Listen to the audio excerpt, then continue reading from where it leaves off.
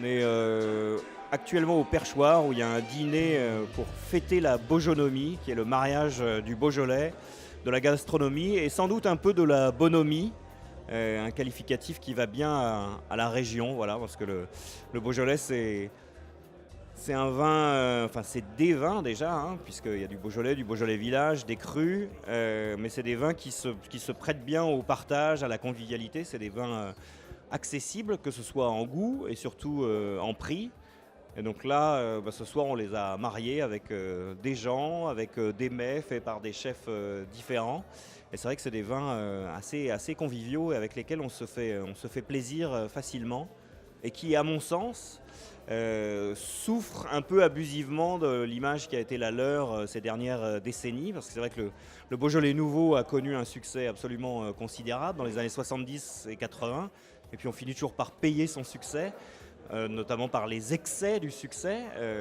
Et donc c'est vrai que c'est devenu malheureusement un peu synonyme de vin facile, de vin artificiel, ce qui est à mon avis une erreur. Évidemment les excès ils existent, mais aujourd'hui la région est en plein renouveau.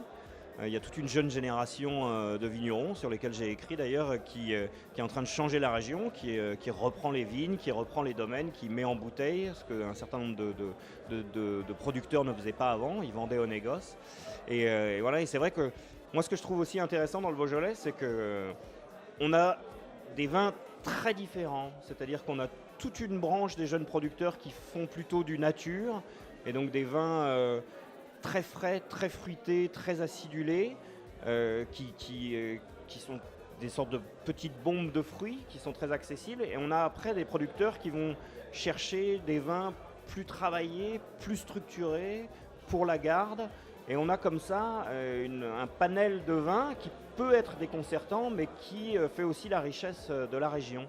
Et contrairement à ce que les gens pensent, parce qu'ils se disent Beaujolais, Gamay, fruits, vins faciles, il y a aussi des vins extrêmement structurés et de grande garde. Et je pense notamment au millésime 2015, qui était un magnifique millésime, un peu atypique, un peu chaud. Mais il y a des vins, je suis sûr qu'on pourra les ressortir dans 20 ans, peut-être dans 30, et que les gens seront bluffés. Et d'ailleurs, les producteurs cherchent à capter cet héritage ancien, puisque des crus comme Moulin à Vent notamment étaient très réputés au début du XXe siècle et se vendaient aussi cher, si ce n'est plus cher que certains grands crus bourguignons. Et on a un petit peu perdu ça dans les années 70-80. Mais des producteurs maintenant retournent vers ça et je pense qu'aujourd'hui on ne le sait pas encore, le public ne le sait pas encore, mais je pense que dans 10, 20, 30 ans on aura à nouveau des surprises, c'est-à-dire qu'on ouvrira des bouteilles de Beaujolais de 2015, de 2014, de 2016 et on se dira waouh. Eh oui, c'est ça le Beaujolais, voilà. Oui, c'est vrai que ce soir on a vécu un moment qui, je pense, veut l'incarnation de ce concept de Beaujonomie, où voilà, on a des grandes tables, on est nombreux, on se mélange, on partage des magnums, et donc c'est vrai que le magnum c'est un format à la fois convivial et qui pour garder le vin est fabuleux, et c'est vrai que je pense que la région véhicule ça aussi, c'est-à-dire ces moments d'échange, de convivialité.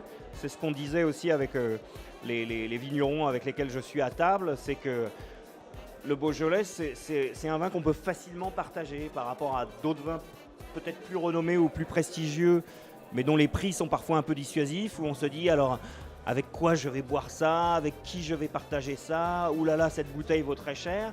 C'est vrai que l'avantage du Beaujolais, c'est qu'on se pose assez peu ces questions pour le moment parce que c'est des bouteilles qu'on ouvre facilement et on se fait plaisir pour très peu cher. Enfin, moi j'ai récemment acheté pas mal de Beaujolais à titre personnel, donc j'en bois actuellement chez moi et j'ouvre des bouteilles que j'ai payées 10 € en direct au producteur et je me régale quoi, et je me dis c'est extraordinaire d'avoir autant de plaisir avec des vins qui sont finalement très accessibles en prix.